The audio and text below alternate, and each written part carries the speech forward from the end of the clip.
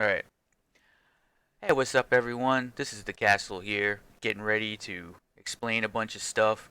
Alright, there's a lot to talk about. I already talked about yesterday that I'm going to be focusing more on implementation stuff for the level editor and implementation stuff for Revulsion so that things start to come together and we can actually use more of the features and stuff like that. And I've actually got a new feature that's planned out called hierarchical instancing, and I'm going to actually go through the nitty-gritty details of how exactly I'm going to implement hierarchical instancing, which is going to be an interesting. It's pretty interesting because you can't do it the same way that the COD Radiant does it and stuff like that. So let me go through the list of stuff that I'm going to be working on first, and then I'll go through some of the comments and things of that nature. Actually, you know what? Let me sidetrack and just go into these unsolvable levels and endless dungeon. All right, so darn, that's supposed to be a red door. I might have to look at the doors. Um, so let's see. Yeah, I guess they are kind of orange, aren't they? What did I? Okay. Well, anyway, stuff like this tends to happen in the auto gen levels. But one of the things that's important to keep in mind is that there are a lot of doorways, and sometimes these maps are built in like very weird and illogical patterns because it's random, right? So the way I actually generate things is I actually check to see if there's space, and then I go through a full list of all of the available doors, and then I pick like an object to place, and then I go through the whole list and check to see which one can fit, and then I place that one, and then I go through a whole list, and I do it a certain amount of times until eventually it builds the whole entire level, right? So the way I can almost guarantee you that this little guy right here leads to a long hallway, which then leads to another room off to the side over here, and that's how you would get to that. But this is being like that. However, with that said, I know this just truth key any key. Oh, something else is going on there. That looks like another bug.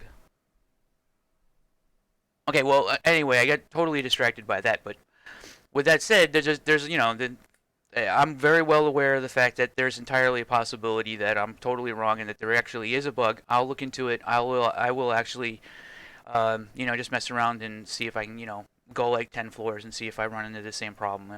The odds are that if this is a prevalent bug, then chances are by the time I do a 10 floors in a row or something like that, it'll be happening. What's going on here? What is that? That looks like polygons are all broken up or something. That's not supposed to be happening. Oh, well, anyway, okay, so with that said, yeah, I'll definitely look into it. Maybe there is something going on there. Hmm, hmm. Also, I said this, well, the first time I rage quit this game, I just a few days ago, but I made a mistake, added it back to the wish list. It was a good time to do it because $4.99 is a really good price. I think the sale is still going. But anyway, now I'm glad to have it back, and now I really like it.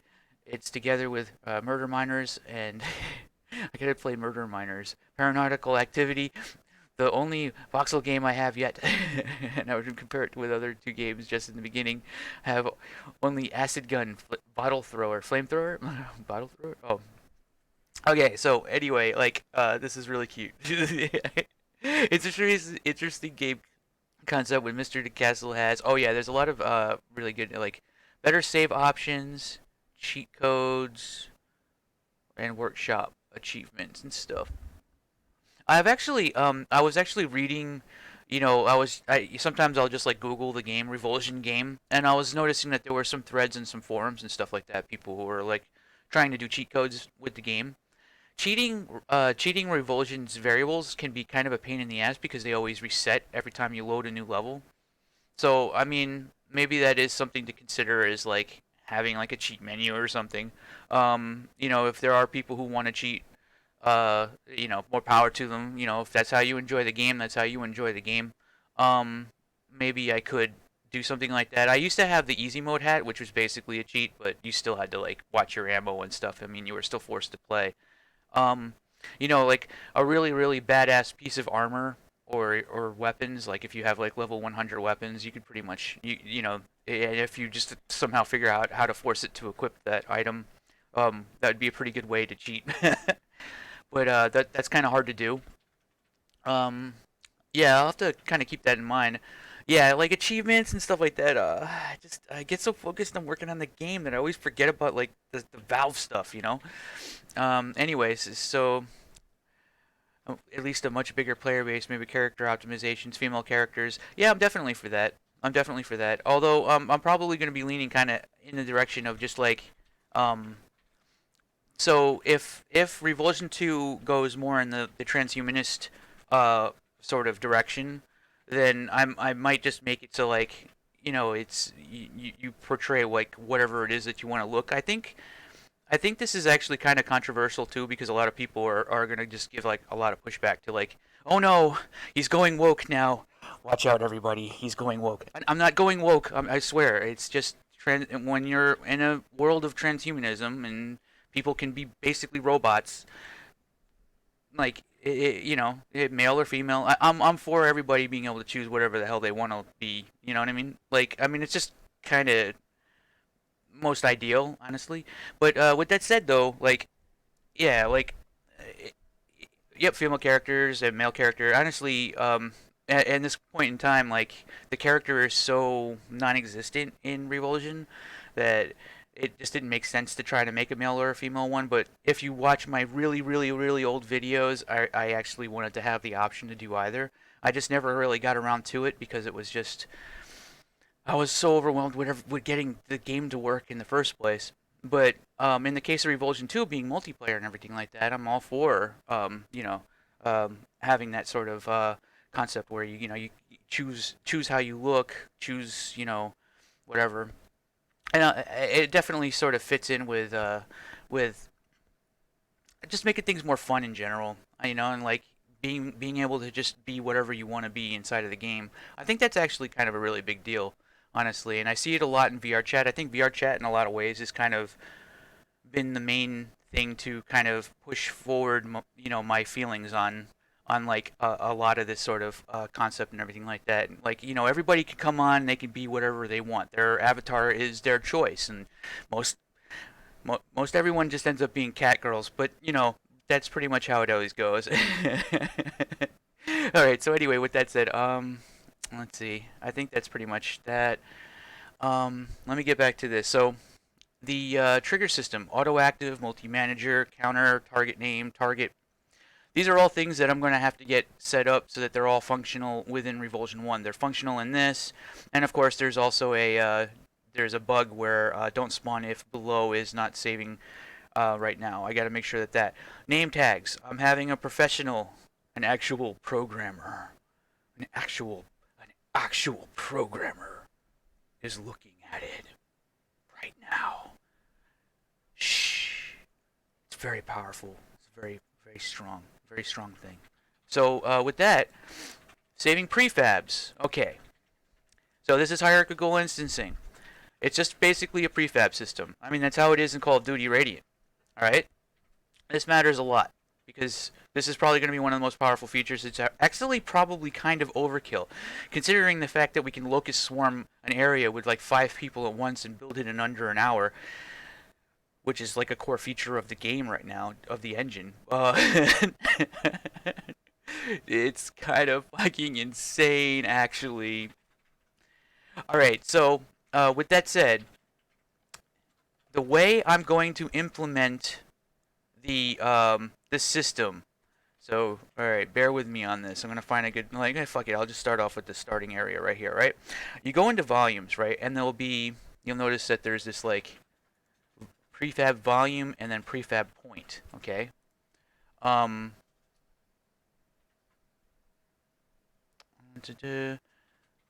Let's see. I'm just gonna place. I'm just gonna place any kind of like a water volume right now, right? Because it's just an example.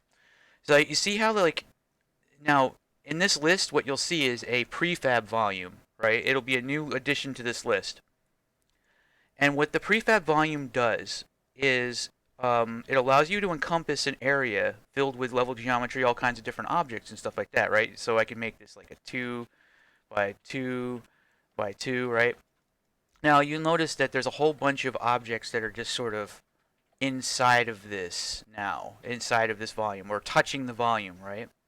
Um, I might make it so that it only grabs objects that are fully encompassed inside of the volume, so the origin actually needs to be inside of it. So you might have to adjust this volume a little bit in order to make sure that it's working correctly, which means that you want to have at least 3 by 3 by 3 if you want to make sure that it's fully encompassing all of these objects right here, like these crates, the starting zone, everything like that. It doesn't really matter for the example for it to be perfect, but basically that's what this is going to be. Now, this is going to have new options that are never, not set here. It's not going to, these, prefabs don't have to have a target or a target name. These are objects that are strictly for level design type stuff. So basically, you'll name the prefab, right? The name of the prefab is super duper important, right?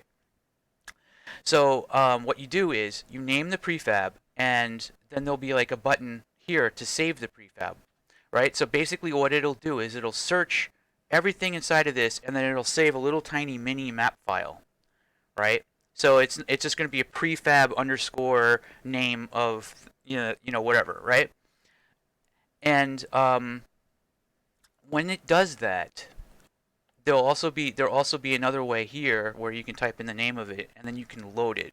So you can load the prefab inside of this, so that no matter what, and it's inside of no matter like what level you're actually in. So I could have one of these over here, and then I can just I can load up a specific prefab using the volume. If you load a specific prefab using the volume, it just makes it so that the objects spawn into the level, and then you can modify them, and then you can resave them as something else. So that means that you can modify the prefab in any map with all your friends, still making maps and everything like that. You can load a brand new prefab. Probably going to cause a little bit of lag, I imagine, if it's if it's really big. So what this is going to do, and then you also have an option to clear everything that's in the prefab, so you can just get rid of it, or you delete the prefab, and then it'll automatically remove every object that's inside of it as well. All right. So what this is going to do is it's going to allow you to both load and save all objects with inside of the prefab. So now we need another object, which is going to be like a prefab instance. So for this example, I'm just going to use a sound, which is an ambient sound, just because it's a little point in space. It's probably going to use the same graphic and everything like that. So now this is going to be a prefab point, right? And now all you need to do in this is you just need to need to name the exact name of the prefab in this one box, right? And what that'll do is it'll load a perfect instance of that object, including if there are other prefab points inside of that box. All right. So if you have like a prefab point sitting inside of this, and I'll have to do an error check to make sure that there's not an infinite loop. If there is, that can cause a lot of problems, where it just simply, it errors out or something like that, which kind of sucks. I'm going to have to do like extra logic for that. But even if there's other prefab points inside of the prefab volume, it'll still save those prefab points, right? And then when you load a new prefab, and when you name this prefab that's over here as one of these, it's going to create a perfect instance of that object that isn't editable, that can just be placed anywhere else in the map at any point, right? And then in which case, if you need to, you can create another one of these volumes and encompass that, and do the same thing all over again.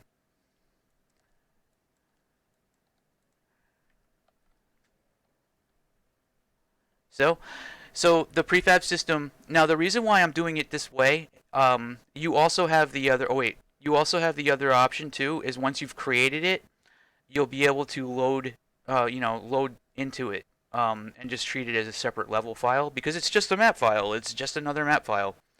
I might make that one of the other options here, but you don't want to do that if you're the server, right? You don't want to do that if you're the server, and you don't want to do that if you're the client. The idea is that, the option is there for you to load it like it's just a regular level, and it'll always spawn it, it'll spawn at exactly 0, 0, 0, and you can modify it all you want. You can give one to your friend, and he can work on that section of the map, without having to have an internet connection. He can work on stuff he can collaborate with you without actually needing to be there, right? Because you just give him the file, and now he's got this little chunk of level that you kind of blocked out loosely, and then he can fix it up and make it look good, and add spawn points and all that stuff. Without having to be able to join you because he couldn't make it for some reason or whatever, but you still needed him to work on the map. That's totally doable. That's totally fine.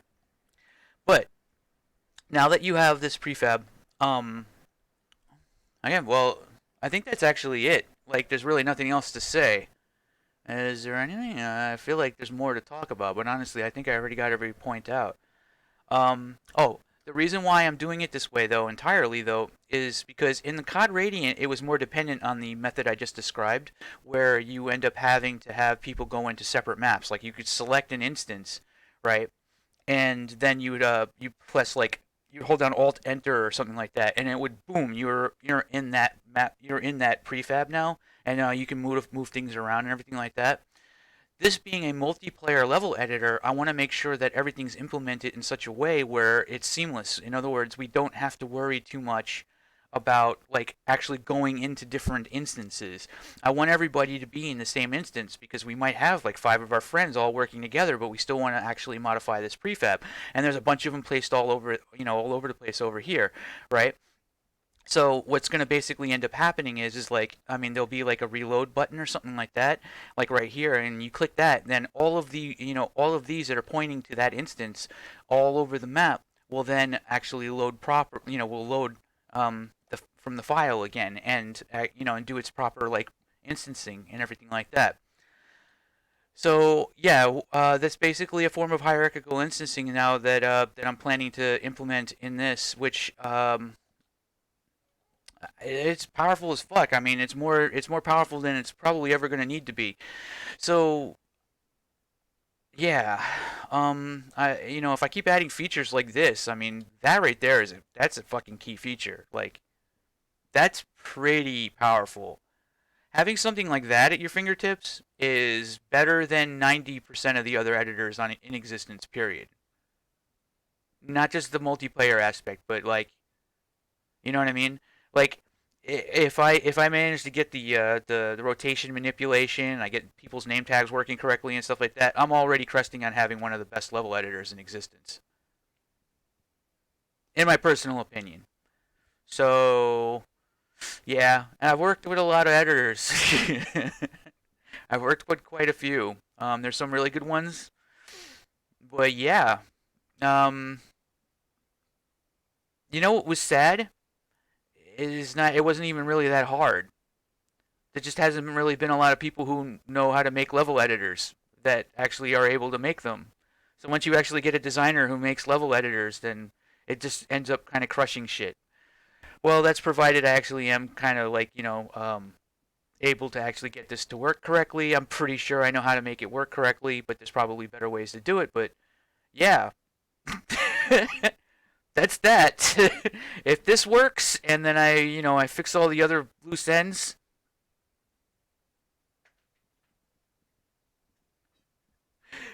what the fuck?